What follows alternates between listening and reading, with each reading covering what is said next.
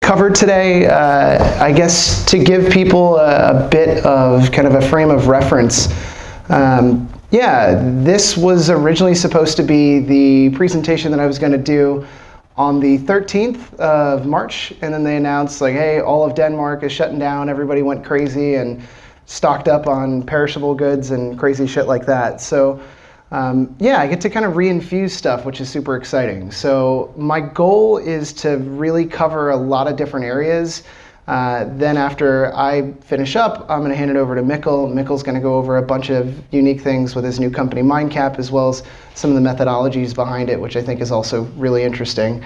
Yeah, it reminds me of like a time that it was raining and I went to a comedy club and nobody else showed up. So it was basically like me and the girl that I was seeing and then the comedian. It was like, well, I don't have an audience, so let's do a lot of crowd work. And it actually turned out to be a lot of fun. So for what it's worth, hopefully this will kind of be the same thing. And don't worry if I call on you. It's not like there's too many other people. You don't have to look behind you. Like this is it.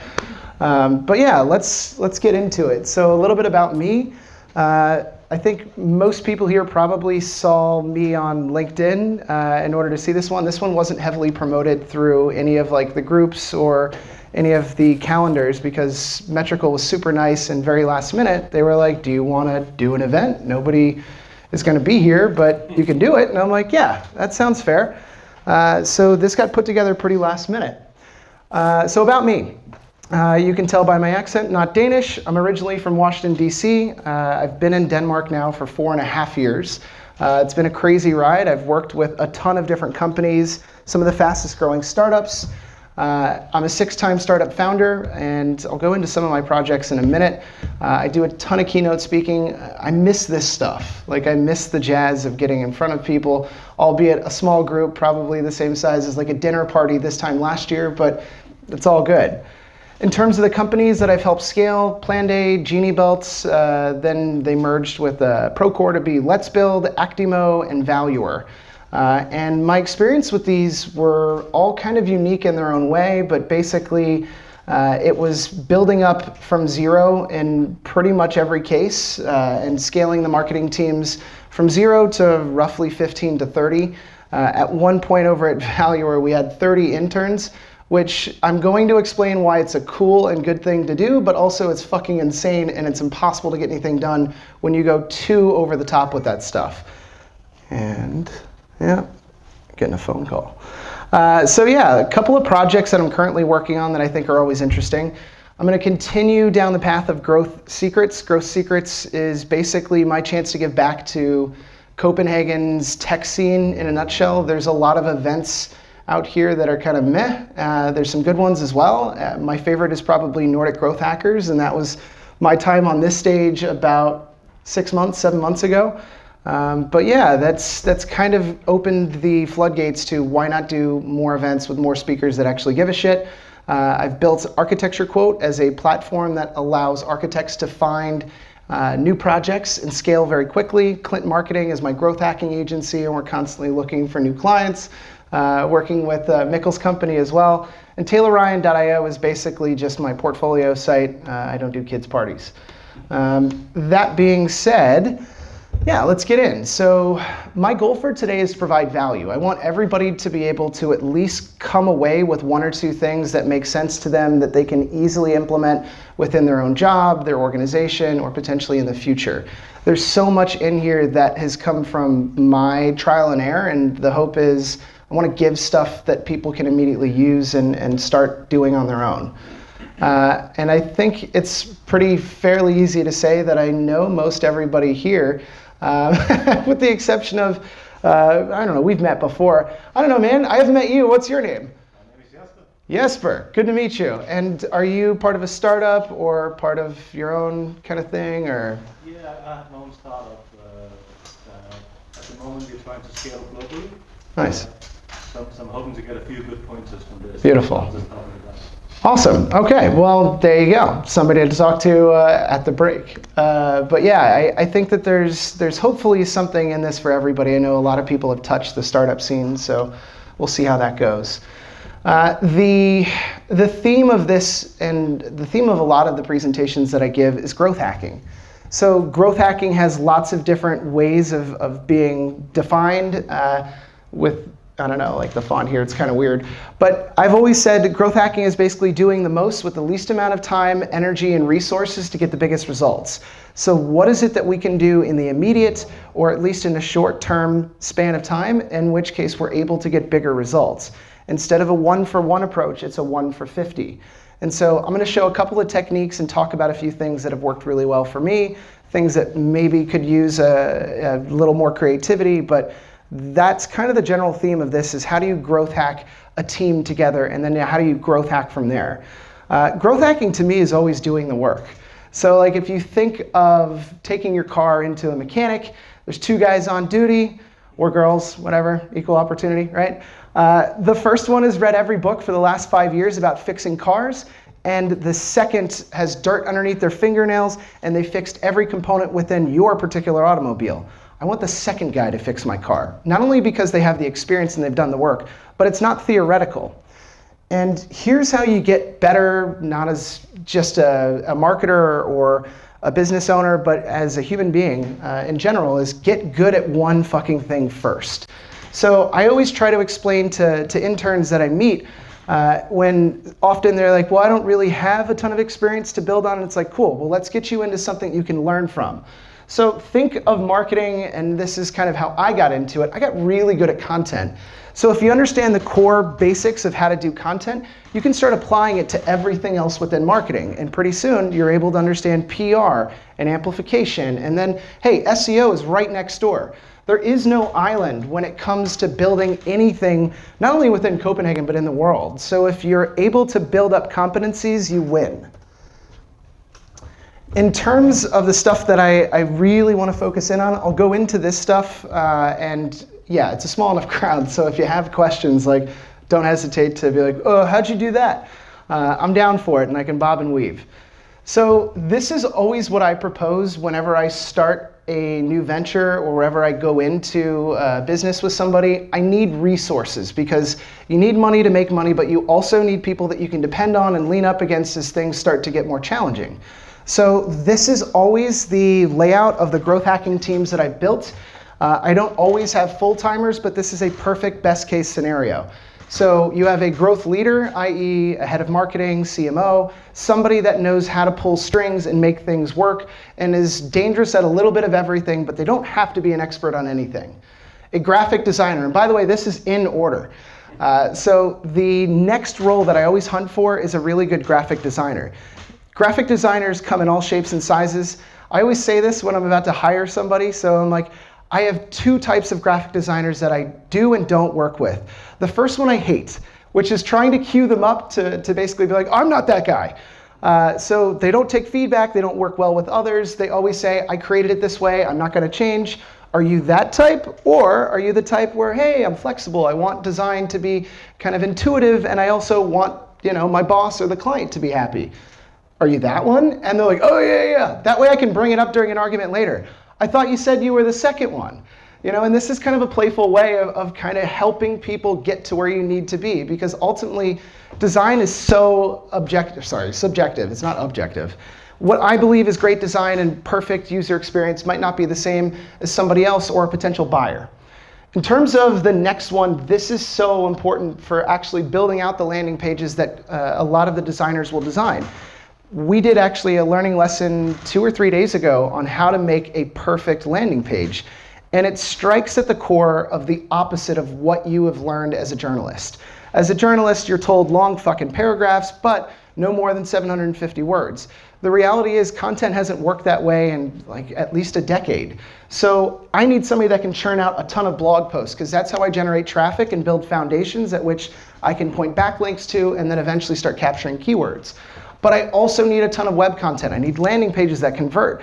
I need all kinds of different ways of saying what our product does. This means I need somebody that is flexible enough to understand how to write. The next one is where it starts to get tricky. This is where a technical marketer comes to shine. I consider these people kind of the growth hacker of the bunch because you have to know how to build backlinks. I did a really interesting presentation for Startup Wise Guys. Does anybody know them at all or who they are? It's interesting. So like, Estonia's coming into their own. I don't know if people like follow them at all, like the country. But yeah, they're really making it super easy to start companies there. They're giving all kinds of tax incentives, and it's kind of blossoming into this really interesting divider between the like Russia and the far eastern side of Europe and the West. And so this accelerator that came out of there had a bunch of, I don't know, I don't see any Eastern Europeans in the room, but super kind of nerded out Eastern European guys who I fucking love to work with because they make it their art. You know, like it's their craft. And so there's a handful of growth hackers that have come out of there that are like, it's like watching dance, you know, it's amazing. So finding somebody that knows how to skillfully build backlinks while also crossing the divide in some of these areas is I mean, the difference between a company that scales and one that doesn't. Videographers, you can see that I work with videographers. Everything is content. So any learning lesson that we do, and I'll go into what exactly that is in the future, but everything that we do that could be videotaped, fuck it, why not? We're our own reality show because everything in this world is content. I was hanging out with my girlfriend who had her sister and her sister's boyfriend visit, and it was during like fireworks and all that stuff, like New Year's. And any type of firework, he'd run up, content, content, content, content. And the more I think about that, I'm like, oh shit, like that's actually true. You know, like the stuff that might end up getting a ton of engagement, that might point a new customer in my direction, I need that type of thought process. So I want a videographer that thinks whenever there's a moment to break out a camera or throw together a video slideshow, let's do it. Like we'll make something interesting. The last two are kind of intersected. It's really difficult finding the perfect blend of these, and so I always keep them separate. It's inherently important if you're building a SaaS product to have a front ender. Nowadays, you know, like I meet so many companies that are like, yeah, we built a website, and you look it up and it's like, yeah, that's fucking Wix, bro. Like that's not really building a website, is it? And they're like, well, yeah, what would you do? And it's like anything but that. So having a front ender that can help you streamline some of that process and help you with some of the technical side, whether it's the landing pages, whether it's optimizing images, setting up Cloudflare, there's a million different ways that would just help for web. If you're looking at the product, obviously, there's a million other ways that you could see some benefits. The last one is kind of, I know you can't see it, but it's back-end. And nowadays, like, I think there's so much happening in terms of data enrichment, data scraping, and basically, when it's unrefined, it's useless. Like, I guess you could set fires with it. I don't know if that's your thing, but the reality is until you refine oil, it's nothing. Data's the same way, and I think some of the really cool things that we've managed to do at Clint Marketing is finding major data sources that are untapped, enriching it to be able to find contact details, and either targeting the fuck out of these people using ads, or bashing them over the head with emails until they beg us to stop. The idea is I need to get out in front of enough people in order for people to decide whether or not it makes sense for them to buy my product. I was sitting with a bunch of people earlier today for way too long of a meeting where I was trying to explain to them why being a company that does B2B is inherently miles apart in terms of doing B2C. B2C, business to consumer, is the easiest thing in the world because you're selling stuff that has a relatively big marketplace most of the time. So like I made the example of like, let's say you're selling coffee mugs. I don't know a human being that I haven't met that's never understood, seen, or handled a coffee mug. They know what it is. But selling a enterprise level solution that does internal communication, that pairs that with machine learning to be able to inherently judge whether or not somebody is motivated or will leave within the next 6 months, I mean, we're talking about the percentage of the population that would actually buy something like that is 0.0000001% because it's so much smaller, which means we have to get either a lot more technical with the way that we target or do enough shotgun blast to eventually hit the right person. And that's a fucking challenge. But for those that have played in B2B, we all know it's possible. So the way that I've kind of put together my teams is following the protege effect. Has anybody read the book Letters from a Stoic by Seneca? Anybody? Yeah? This is the book that I bring on vacation and never actually open, but I have read it before. It's just one of like the most ridiculous things. The girlfriend's like, you bring that everywhere, you've never opened it. I'm like, yeah, well. It's one of those things that there's a number of like really cool takeaways from kind of Stoicism, but one of the easiest and most simplistic ways of kind of understanding how learning is put is men learn while they teach. And so in order to get really good at something, you have to basically do it while failing. You have to do it while teaching others. And so I've always inherently found that it works really well to have somebody that might not know all the answers, but give them a chance to teach other people. All of a sudden, the skill set is coming that much faster. Why? I think there's a number of reasons. One is we're providing a different perspective to the same subject to ourselves, right? So if I'm just learning how to skip rope and I have to teach somebody else, I need to take it from a completely different framework, because now I have to explain the same process that I thought I understood while just going through kind of the step-by-step. So you're basically using a different side of your brain here. I think it absolutely forces critical thinking and comprehension, because in order for you to sell an idea to somebody or get them on the same page, you really have to start over again. So you're relearning it basically multiple times as you're explaining it. Here's my favorite one, which definitely works in Denmark because everybody loves to shame each other. It's true. But yeah, fear of failure and looking stupid. So if you're explaining this to somebody that you deem to be a novice and you look stupid, you're like, damn, I really need to get my shit together. So this in and of itself is powerful enough to get people to learn how to do anything, which is pretty crazy when you think about it. I always allow for peer-to-peer kind of learning, because what makes sense to me and what I feel like is common sense is definitely not common sense for everybody. And everybody has different frames of references. And the last little bit is it allows you to kind of manage the experience overall. You're able to say, cool, the fact that you picked this up, you learned how to do it, and then you taught others, that means I could be a manager one day. And it's like, fuck yeah, you can. Anybody in this room, whether you're just starting your first job or you've been around the block for a while, has had to manage people at some point. So I'm creating leaders out of the people that are already on my teams. I need that to be ingrained because I don't know everything. It would be impossible to assume that I did. So handing things off is where the game is played. The next element of this is making sure that it's clear on like more of a practical kind of basis, which is like in Denmark, I have been able to build an army of interns. In the US, it was more expensive. Why? Because students get fucking paid to go to school. Like, that's crazy. And it's awesome that Denmark does that. But the reality is it means in many cases, with the exception of CBS and DTU and maybe SDU has it. A handful of schools don't do it, but basically in order to get a certificate, a degree, depends on what type, but you need to do a 3-month internship at a minimum without being paid, according to their schools. So that means you have a bunch of really hungry,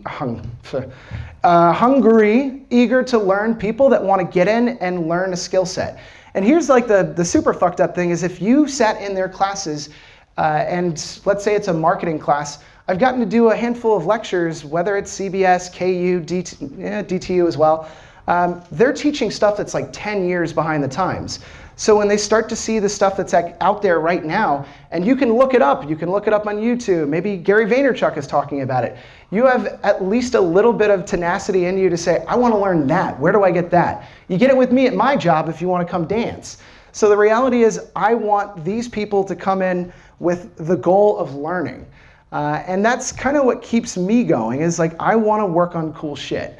And I try to find people that mirror that in me. If they're looking for dollar bills, y'all, or shiny watches, or Ferraris, like, dude, it's not happening, at least not in the immediate. So it's one of the most frustrating things to find that, but the reality is I don't encounter it all that often. As I get people inside of the organization and I task them with something, I build out a very simplistic step-by-step playbook. What I do often is I'll have them actually go through that process And then the deal is, cool, I need you to actually go back in, screenshot everything so that the next person that comes in understands without a doubt every single minutia, every single step. So it's basically providing them the ammunition to then go shell somebody else with knowledge. And this is why learning lessons are so important, is basically giving people a chance to do that. Now, I realize that like this all sounds theoretical, but it also has a downside. If you're working with nondescript people that you really couldn't necessarily tell the difference between skill sets, inherently you're going to have fuck-ups. That is part of the game. And so if you are somebody that only wants perfection, this doesn't work for you. But honestly, perfection doesn't work in the startup scene in general, so I wouldn't recommend it. But I'm trying to essentially build a hierarchy and a structure that allows people to become more flat once they start learning these things. The only way to manage this, and I know plenty of people that have tried without a full-time employee, is somebody to lean up against, somebody to be able, to hand things off to, because there's too many days in a row where, if it wasn't for Gin sitting here, I probably would be trying to do everything myself. Has anybody read The 4-Hour Workweek by Tim Ferriss? Yeah? Okay, cool. Yeah, a handful of people. If you look it up on YouTube right now, there's somebody that's basically like pirated the whole thing, so like it's there. There's also Indian guys that are reading the whole thing, so go nuts. But it's really, hey, I knew I would drop them. So yeah, there's this like really interesting idea, which is offload everything that you can offload. So basically diminish your role in general so that you get to be able to stand back and let the machine run. And this is one step towards that, but obviously there's other things at play. So I always look at it like a graph. I did this in front of Man Energy, and like I got a bunch of frowny faces, but this is my bullshit graph because I made it up. These aren't real data points. But the idea is like the first month that you work with interns, and let's say you have 14, it's going to be incredibly slow because you're getting everybody trained. They're learning, they're figuring things out, they're digesting. Everybody only really remembers about 10% of anything you say anyways, so it's going to take some time before they get up to speed. But by month 2, you're about break even. So we have this dip of productivity, and then like, all right, we're somewhere around month 2 where people are like, I get it. I understand why, the process behind it, and the tools that make it possible. I get it, like fully kind of a comprehension of how things are going. Then you have this last beautiful month of scaling. If I were to do this by myself without a team, I would basically have this, because eventually I'd have to offload maybe to Upwork or virtual assistants, or if I hired one intern and I kept them the entire time, they would get a little bit better, but I would miss the entire kind of secret to growth, which is it's all about immersion of intelligence and people working together. And of course, I assume that when I show somebody one thing one time, they're not going to remember every single thing that I said. So working together in teams gets you there. And this is kind of a nice little demonstration of how that looks. So think of it like writing a blog post, right? Your first blog post looks like this, but that was on the box. I wanted to make that. I get it. But your 5th one will be better than your 1st, which will be better than your 10th, which will be better than your 100th. The idea is it's progressive, and everybody learns at different rates and different speeds. It's just how the game is played. In terms of the way that I source people, I create job descriptions that I want to write, and I also interview the way that I want to interview. So I use natural language. I don't sound like a super stuffy person putting these things together. So if I'm hiring a content writer, I'll do a Google search for content writer job description and swap in a few things that I like, grab another job description, crunch it together, and say, fuck it, out to the world. I always believe that the intern shapes the job and not the other way around. So if you find somebody that's a fucking rock star, bring them in. Figure out what you can do with them as opposed to the other way around. I always have a list of job posting websites. I used to go through, I don't know, like 8 or 9, and it didn't make sense. Right now I'm really focused on just the Hub and Graduate Land. Graduate Land will give you more international students that get this really cool 5-month deal. So it's like not only do they get Erasmus, which means like rent can be paid, which is awesome. But they also have to stick around for 5 months, which means now you have that chart going significantly longer. And also they're, it's kind of fucked up now that I think about it, but like they've given themselves kind of a wide breadth of being able to establish themselves and make it here. So that means like they aren't distracted by like the crazy group of friends, because it's like, dude, I don't actually know anybody. So they kind of imbibe this like really cool culture of like, I really want to make it with like my startup, and I really want to like hang out with the team. And that's what makes you like a bunch of wild and crazy characters, is ultimately like you have people that all want the same thing. They want to work on and learn cool shit. In terms of keeping organized, it's incredibly difficult to keep everybody separate. You do 10 job interviews, and ultimately, so I always use a spreadsheet for that. Calendly will save you countless hours of bullshit back and forth of, are you free tomorrow at 2 o'clock? No. What about Wednesday or Thursday? And like, you're doing this for way too long. Not worth it. It's a free tool. Go get it. And I always ask questions that are really simple. So the questions are as follows. They're not in there. I know them off the top of my head. So are you located, or can you relocate to Copenhagen? So yes, that means they're going to come here. And post-COVID-19, I don't know, it's a little different. After that, it's, are you aware that this is an unpaid internship? That's, you know, hey, the name of the game. Like, if I don't have a ton of cash to throw out right now, which, you know, unfortunately I'm trying to do so many things I don't, it establishes whether or not somebody can actually play ball with you. The next one is, do you have any pieces of work that you can send me? This usually works really well with content writers and designers. You can decide to omit it if it's somebody that does, I don't know, SEO and doesn't have any background in anything. The last one is, oh God. I can't remember the last one. Those are good enough, I feel like. Oh yeah, and when can you start? So like, it's this crazy thing every so often I'll get people that are like, I'm thinking like fall of 2021, and it's like, well, okay, like, you mean like this fall? And they're like, no, like I got a whole nother year, and it's like, well, thanks for reaching out. Like, the fuck, like, I don't even know where I'm gonna be in a year. So it's super important to kind of set those standards so that you can make sure to kind of scale. I always try to do department-wide meetings. It's been incredibly challenging more recently as we've been staffing up. I try to do them once a week or once every 2 weeks, but basically I ask kind of these questions before sending out a Google Doc that includes those questions, and we go around the circle. This is basically, what did you do last week?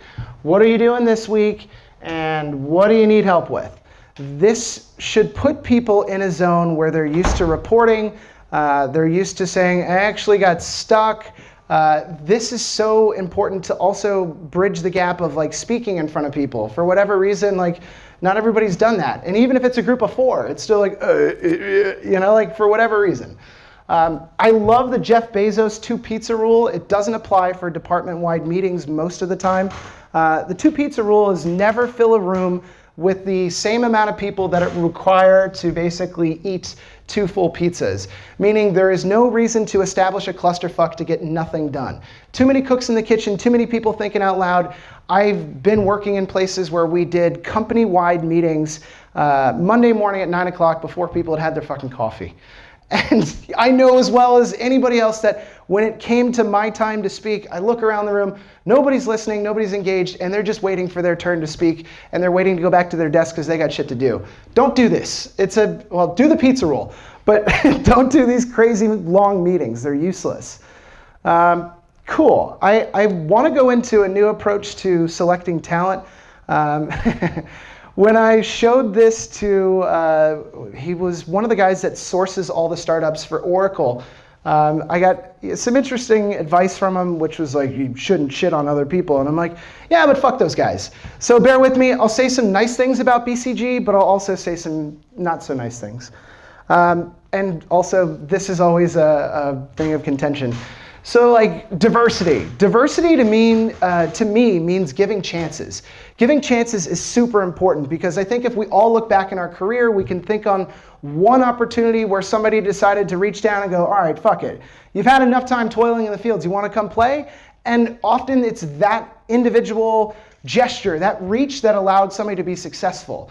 And I remember it for me. It was one of my old business partners that saw that I could do video production, but in the meantime, nobody was giving me a shot. He gave me, at the very least, a project that I could work on, which propelled me deeper and deeper into the startup scene. I think if you think decently back, there's been an instance where somebody took a shot. somebody decided to give you at least that moment. And I try to do that on a regular basis with people that nobody else looks over. No offense to the Danes in the group, but you guys like hiring a lot of Christian Christensen and a lot of Rasmus Rasmussen. It is the nature of this peninsula is that we like people that are similar to us. But the reality is, I think if we break down its simplest parts, we're trying to find people that we have commonalities with, people that we see ourselves in. I get that. But I also think that challenging the status quo is where it's at. Grit is always a bigger determination, a bigger factor in success versus IQ. I think we all know plenty of fuck-ups that were the top of our class or the best one in school who are doing dog shit and nothing right now. Just because you got good grades or you came from a very fancy school, no offense to anybody that went to those schools, I think the biggest indicator is somebody that's willing to get up when life has put them down. And there's a million examples of why that's true. And I think, honestly, like there's been so many articles that have come out after Angela Duckworth's book, but it is a really interesting case as to why certain types of personalities enter the startup scene. And I think Denmark is no different. A lot of people get tired of the status quo or tired of how things kind of panned out at their last company, last line of work, and decided to change something. Those, to me, are the innovators that I want working beside me. I hate the way that people hire nowadays, and there's so many bad hiring tactics, whether it's the same stupid 3 questions of like, what's your biggest weakness? Like, I don't know, answering dumbass questions next. That's crazy, but that's how most of them do it. Personality tests are only an indicator of whether or not you're willing to lie to get a job. Because nobody in this room would ever be super 100% honest when it came to, have you ever stolen something from your job? Like, okay, well, let's break it. Do you mean like a pen? Or are we saying a laptop? Because yes to both, but I'm going to say no. That's where we're at. I think it's on a par with the effectiveness of like, which Disney character are you? Or, horoscopes, which, no offense to anybody in this room, I still think are not real. But again, I'm willing to be turned to the dark side. No, I'm not. That's bullshit. So I think the old practices of what we deem to be a indicator of success have to be thrown out for us to be able to grow, not only as a society, but as a workplace. Because there's so many different types of characters that kind of go into this. And we have to fight that urge to go back and say like, oh, you graduated from CBS. Dude, I've taught CBS classes like they ain't shit, no offense. I'm just saying that there's a lot more out there to learn, and there's a lot more ways that people can get a lot more savvy. I know drug dealers that are a lot more business savvy than most of the characters I've met coming out of very high-end schools. It's just a different way to look at it. And again, no offense, I'm not trying, this is how I do it, I'm sorry. So cool. This is getting at, and this will probably be counter to a lot of this stuff, and this is not sanctioned by MindCap, so I'm just going to come out and say it. But I do see a lot of instances where somebody in the organization is like, we got to make some changes around here. Like, we're getting left behind. Like, someone with some fresh ideas, out-of-the-box thinker. Like all these like stupid things that we all hear, like something different, creative mind. And everybody's saying that at the very top. And I've seen it across every company that I've chatted with. I'm not going to name all the companies and have them angry with me, but a lot of larger organizations think this way. So then the next thing is like, okay, cool, let's build the requirements for the job. 20 years of experience, so that roots out anybody who's a different style of thinker, and obviously a radical outsider. Must be Ivy League or similar, MBA required, and then the last 10 years minimum experience, management consulting. And so what do they end up with when they're trying to find this person that's going to evolve, innovate, and change the industry as they know it? A fucking carbon copy of the guy putting the job together. And the problem with all of that is if you think about the companies that were the biggest leaders 30 years ago, 20 years ago, 10 years ago, are those going to be the same types of companies that are going to be the biggest companies in Europe 10 years, 20 years, 30 years, 50 years from now? I say no fucking way. I don't see it as even a remote possibility. The movers and the shakers and the hustlers are the ones that are working around these silly loops that don't make any sense. Hire on grit. Look for merit. Somebody that's accomplished something in life or at least has something in the way of dedication to something. Passion is a huge indicator. Like if you give a shit about learning, dude, I'm there. I'm your best friend. I want to play too. Hire on people that can execute, people that are fast, people that understand tools, are able to do a lot more than manual processes. Hire on potential, or at least the idea of giving a chance. Hire on uniqueness and hire on resilience, somebody that gets up when they've been shoved down. Now here's a case study. This is Boston Consulting Group, or BCG. This is out in Denmark. A lot of fucking diversity here, by the way. I say that because I almost got into a venture program with them and then I didn't. So what ends up happening is they have a lot of these ideas that sound like they're kind of the first couple of slides. We need a change maker, something different. So this was a LinkedIn post from, I guess now it was about a month ago. But it was like, meet our top management this year's, everybody's promoted, fucking partner. And by the way, they make more money than I'll see throughout pretty much all of my 20s combined and whatever my dad made as well. And so I was like, okay, cool. They've tagged all these guys. So I started looking into their individual profiles, and all of their individual profiles were basically like, oh, cool, you went to Mackenzie University too? Not me. All right, interesting. And I started digging in. All of these guys had played at different large firms prior to getting into a position where they could affect real change across not only governments, but deep down, startup, small businesses. Like, these are the guys that a lot of the decisions on the behalf of larger companies. Like, it's a big fucking deal. So out of the 14 people, I think it was 14, I don't know, 14, there were two guys that started companies. So that one lasted for 1 year and 4 months, and this one was 1 year and 3 months. And neither of those companies, nope, not Instagram. So they didn't get fucking acquired, they quit, and they ended up getting an awesome fucking job. It is incredibly frustrating to say, well, yeah, okay, but which one of these guys came out of this kind of lean startup methodologies? Which ones have built things in order to think outside of the same channels that everybody else has? And the answer is none. And so again, I kind of beg this question of, what are the 50 biggest companies in Europe going to look like in the next 20 or 30 years? I guarantee you it will look nothing like the previous 50 companies. That is a guarantee, because there is no way that you can continue to do the same thing over and over and expect different results. And so I think it starts with people that are willing to change the status quo, people that are willing to give chances, people that are willing to play ball. I just don't see it going any other way. I do like this one. So where would you see yourself in 5 years? I guess my biggest weakness is listening. Like, I feel like that's me in every interview. But yeah, so many different directions to go. And as you guys can probably see, like, I'm crazy passionate, be given, but also, firsthand experiences. So happy to talk, at length about that stuff. I'm gonna skip this slide in the essence of saving time, but yeah. I'm going to share a little bit about myself and also relate it back to kind of where we're at as society right now, which is pretty wild. So I graduated at the height of the economic recession, 2008, and there are so many parallels right now to 2008. It's crazy. So basically, there were no jobs, and by the way, there will be very few entry-level jobs for at least the next year, because everybody's still in this uncertain phase. Like, they're still not letting people travel between countries. Imagine how much real business is taking place. I had a degree in psychology, not impressive to most people. There's going to be a lot more of these fake jobs. Fake jobs are basically like, come in and fucking make phone calls until your fingers bleed.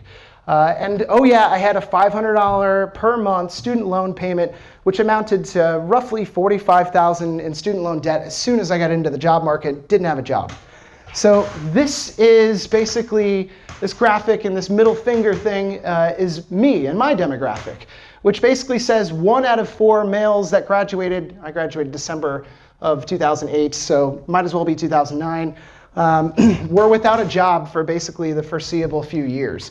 Which, if you read Malcolm Gladwell's book, The Tipping Point, he basically notes that these people are given a very rough lot in life because it's basically like getting held back a number of grades.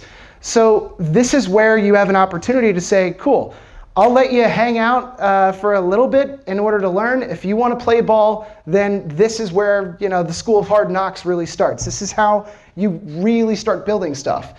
So I think interns and people that are willing to do internships is where it's at. I'm not getting paid to do this event. I think getting paid initially is often a wonderful thing if you can pull it off, but quite often it isn't. The book was actually Outliers. I don't know if I said Tipping Point is a different book, also great book. This isn't an updated graph because, yeah, I would like to see where it is now. But it's basically the key takeaways from my initial experiences. Well, giving up isn't an option. Like that's not even possible for anybody. I mean, at least in Denmark, you have that 2-year window. Spotting bullshit will be incredibly useful, and I think you'll get a lot of salespeople that come as like a second or third wave out of this. Humble pie is something that we all could eat more of. It's basically continuing to be humbled. I can't control for outside forces to save my life, obviously, so I don't know. I would really love to go into deep detail on this stuff. It's part of the reason that I started Growth Secrets, was to give people at least a chance to gain some momentum. And it sucks because I remember what that was like in 2008, 2009, and it's happening twice as bad today with people that are coming out of school, expecting that there's going to be a job there, and there probably won't be for a little while, which is crazy. So what did I do when I got out? I sold door-to-door windows and siding. That fucking sucked, like really bad. But every once in a while, like you'd sell $21,000 worth of windows, and it was great. I used to do a lot of flipping, so they don't have it out here, but it's a website called Craigslist, where you basically can just give away stuff. So if somebody was giving away a washer or dryer, I'd go pick it up with my pickup truck, give it a good wipe down, and then put it back on Craigslist for $400. And somebody would come pick it up the same day. Does it work? Sure does. Thanks a lot for coming by. I'll take your money. I did that. I did a really tough job of banging phones for the better part of a year, for-profit education, legal services, and recruiting. So I know how to do some sales calls like some shit. Built a teeth whitening company and found manufacturers out in China. And basically sold for a crazy person barrels. So I would go up and down the East Coast on the weekends, basically selling smaller barrels to anybody at so many shitty fairs. So wine festivals, Irish festivals, it's a thing. Everybody wants to pretend they're from somewhere else in the States. A lot of state fairs, terrible job, but what it did allow me to do was create a dropship model. And that was basically handed off to me. So the guy's like, I don't even understand what this is, but yeah, we run this system in-house. Do a Google search for this system and say, how can I sell other things? I didn't even have a term for it. So dropshipping is essentially where you are an affiliate or you are selling something on somebody's behalf. You send the order to be fulfilled to a warehouse, and they do all the work for you, and you get the sale. So this opened up a world to me, and I ended up selling $10,000 worth of barrels every month for a good portion of that, while also hitting during the week all kinds of distilleries, wineries, vineyards. Like, you want to meet really weird people in life, like you have to do either something really right or really wrong to start working at a vineyard or build your own. It's crazy. And just in case you thought I was full of shit, this is more of me doing barrel sales on weekends and during the week. This was a lady that threw up on my tent. This was a donkey that got in a fight with a miniature horse. Irish festival. Some girl that tried to steal a barrel. So like, yeah, I mean, it was not a good time. But you know, like the key takeaways was like chances were there. So like even failures in doing a job that I thought was super below me allowed me to get into something that I could learn with. So doing drop shipping was really what propelled me into doing everything that was marketing. It's marketing automation in a nutshell. Being a bad boss is a choice. I had so many bad bosses. And it's one of those things I never want to be that guy, ever. And I think I can touch that later, but it's incredibly difficult to know where that's going to come from, but I try to keep all of that inside whenever I'm frustrated. And sorry guys, if I know I've gotten annoyed with Quran, I'm sorry, but I immediately apologize for it. You know, sell something before you build it. I learned that with the teeth whitening franchising. We were selling teeth whitening to salons and tanning salons well before we ever had the product.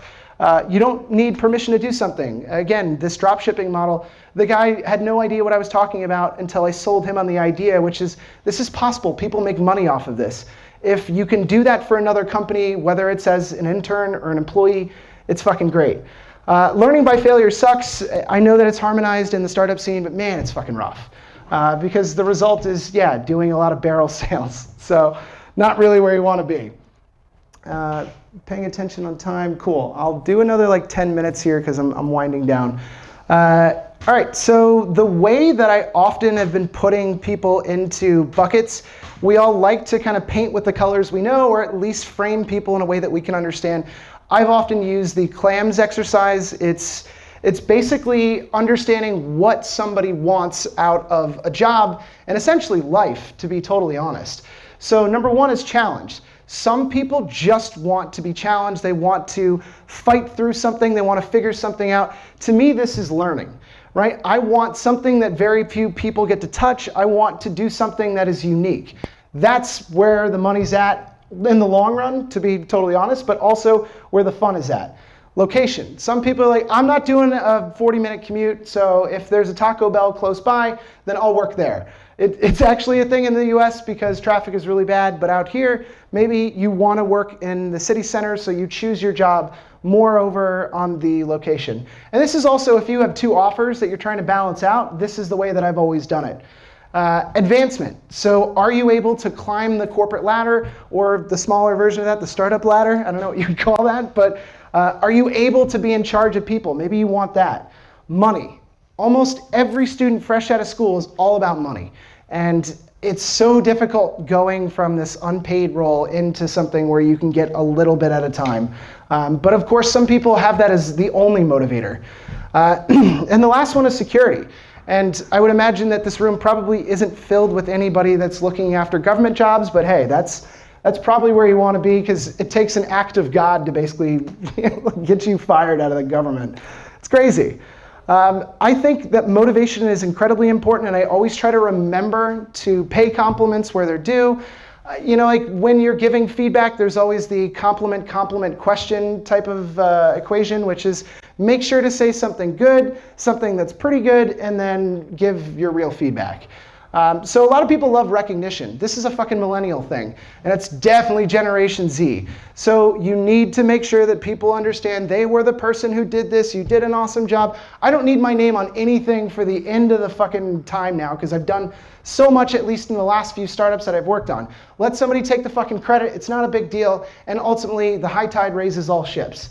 Prestige. So knowing that you're at the most innovative startup in Copenhagen. Some people dig that, and if you keep that mantra going, eventually people fucking believe it, right? And so the last company that I was at, getting the Best Newcomer Award from the Nordic Startup Awards meant we were the best startup in all of Denmark, which, to me is cute, but like, what the fuck does best mean? Like, best hot dogs, best front lady at the front door, best, I don't know, like there's so many weird things, it doesn't mean anything. Money. So again, like some people really need remuneration. They need to be handed something that they can own and then put into whatever it is that they actually enjoy. And then responsibility. Some people just want to own something and make it their own. I get that. It's also a sign of a good leader. And I got to tell you, like, it's so hard finding people that want to take responsibility but also have some of the other nice traits like comprehension and capabilities. Last couple of things that I'll run through before I hand it over is the way that I assign projects and hand stuff off. So I almost always give people a choice of 3 different projects. So they'll start their first day, I'll sit down with them and say, great, we have 3 different projects to pick from. So if it's a designer, they're all very similar. It's like blog post feature image, social media post, or blog post element. So they're all pretty fucking similar, right? And I would say, like, during an interview or even when they start, like, fucking strategy is not a project. Like, that doesn't count. Like, we're all strategists. It's crazy. So when they pick one of the 3, I'm like, you need to pick one, it means that they've invited ownership to this. So if they get stuck, if they stop halfway and they're like, I can't do this, it's like, well, hold on a second. You said that this was your favorite project, but you wanted to do this, right? Like, this was, you had choice of like 3 different things. That's a huge number, but you picked that one. Like, are you sure you can't like find your way? And the reality is it requires stake in the game and ownership because they've chosen it. Therefore, it's theirs, even though there was, in essence, no choice. It gives them autonomy and trust, which means I'm allowing them to, of course, fuck up something that will go live, and it will ultimately be one of those things that, I don't know, I might be like bummed out for 30 seconds, but I'm not gonna like shave anybody's head and I don't know, flog them in the town square. In terms of fairness, it absolutely gives them a chance to choose something that they might like a little bit more, and they can lean into it as they get further, and they're far less likely to give up in the long run. I always use Trello boards for managing whether it's content or design projects. It's just the easiest thing. Super easy, it works. This would be blog exchanges, what is it, video content, I use Google Sheets. So we do a ton of TikTok videos, by the way. That shit's actually working. If you're not on TikTok these days, like I feel like you're missing out. Karan, have you downloaded it yet? No, of course not, damn. So like, I don't know, I had 122,000 views last week on one video. And if you look at the amount of penetration that I get on YouTube, I'll get like 10 views per month. So like I'm not reaching anybody. But on TikTok, I'm still hitting the right market segment. It's really interesting. So video content is definitely where it's at. This is like a look at a content calendar and how that would play. And let's see. Yeah, the last little bit is I'll touch the learning lessons and then, I don't know, we'll take like a 2-minute break and I'll hand over to Mikkel. So I absolutely believe in these learning lessons, and this was like, I don't know, one of the more frustrating things. So over at a company called Genie Belt, I felt like I was reusing the same explanation on 3 or 4 different people. I'm like, wait, why aren't all of you here and I can just show you one time only how to do amplification? And then I realized pretty quickly, like, you know who would actually enjoy this is some of the designers and the backend developer and the videographer, because why the fuck not? It's all relevant. So any role, it doesn't matter who they are, they sit through everything, because I want to know that at the very least you have comprehension as a designer to understand what keywords are and how to rank and, I don't know, how to do perfect content. That to me is giving somebody a full spectrum. So maybe in a month they decide, you know what, like, I thought I really liked design, I'm actually way more into SEO, or I really like what I started to work on, which was actually writing, you know, like, and this stuff happens, we all change our minds. So the idea is to take 45 minutes to an hour, I do a screen recording the same way that I'm doing it right now, and I basically run through the entire how I would do this exercise, whether it's amplification, shooting with a mirrorless camera using rule of thirds. I mean, every week it's something different, and that is inherently supposed to be what you get out of an internship, not fucking slave labor. Like, who signed up for that?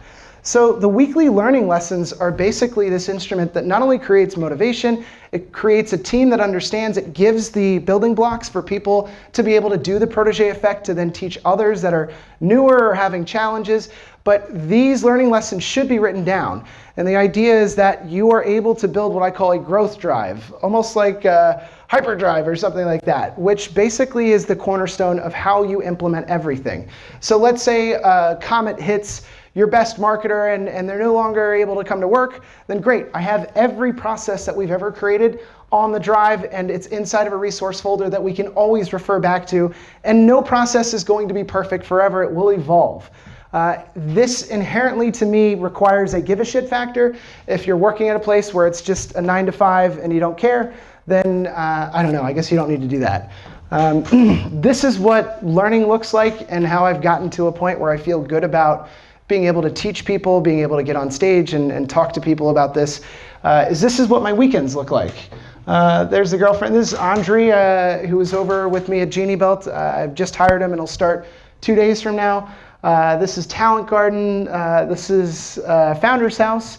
And that was like 3 years ago, and I used to work there on the weekends. Now I'm working there full time. I don't know, it's all cyclical. I mean, you have to give a shit, and you have to want to learn. And that's sometimes the hardest part, but yeah, that's what my weekends look like. The last little bit that I'll leave with people is kind of this 10% that's so hard to get people to play with, which is there's about 10% difference between meh and amazing. And so I always try to encourage people to finish strong. And I think when we get to that last 10% of any project, whether it's a piece of content or it's a design for a new landing page or it's development of a feature, we all roll through the fucking finish line because we're over it. We've been working on the same stupid thing for like the last 4 weeks. Like, I'm over it. But the problem is that last fucking run through right there would have potentially been the difference between something that had major effects. And so remembering that last 10% is always the hardest slog is so important, and I can't really teach that enough. Last bit I'll leave you with is just a personal tale. Yeah. I don't know. Execution is where it's at. Ideas are shit. Anybody that says it's only going to take 6 months is either full of shit or selling you something. And this is my last slide. Come on. Yeah. Cool. So I talked about good and bad bosses, and I definitely have my own experiences, and obviously some people have only worked with like really great mentors and all that. So my first job as an intern, I was 16. I just got my driver's license. I had a shit beater pickup truck that burned almost as much oil as it did gas. And so basically I mowed lawns on the weekends in order to work at this place. It was called Kids Online with a Z for the S.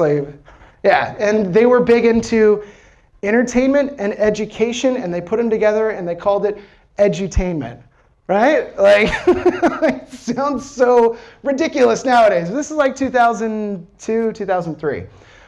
So I had done a lot of video production in my time, and I was already getting flown different places to do video work, and so I got put on this team, and I was underneath this guy, Adam. And at one point, we were shooting basically directly into the sun, and I go, hey, Adam, I think we would actually get a much better shot if we didn't shoot directly into the sun.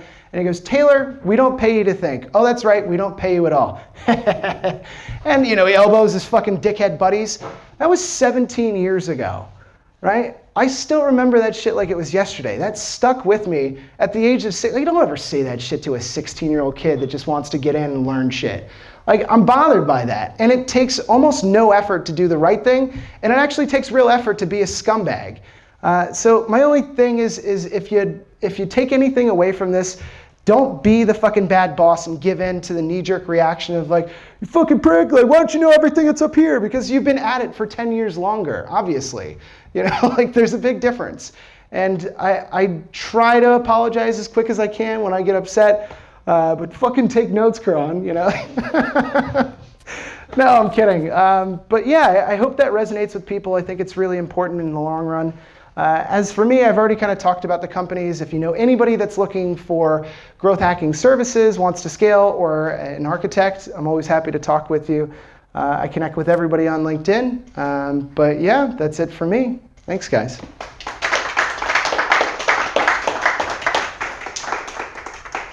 And